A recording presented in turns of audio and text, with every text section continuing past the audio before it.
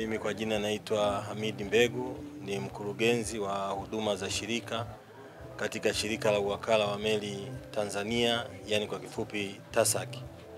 Shirika la uwakala wa meli Tanzania ni shirika lililoanzishwa mwaka 2018.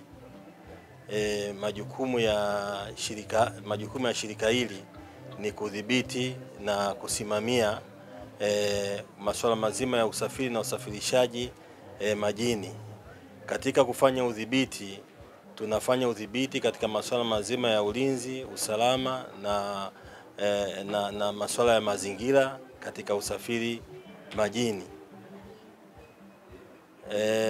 Pia shirika hili lina majukumu ya kusimamia watoa huduma wanaotoa huduma zinazohusiana na usafirishaji kwenye majini.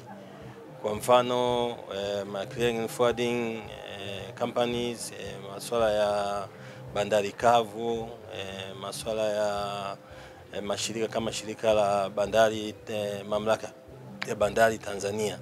Kwa hiyo hayo ndio majukumu makubwa ya hili shirika la TASAC.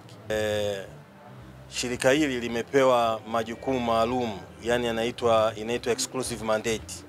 Majukumu maalum yakiwa ni pamoja na kusimamia masuala mazima ya uondoshaji wa shehena zinazohusiana na utilipuzi kama baruti hizi ambazo zinatumika kwenye madini, masuala mazima ya kemikali zinazotumika katika kusafisha madini. Kwa hiyo ukiangalia watumiaji wa hizi kemikali na hizo baruti ni wachimbaji wakubwa na wachimbaji wadogo. Kwa hiyo ukiangalia dhana nzima ya maonyesho haya ni maonyesho yanayohusiana na sekta ya madini.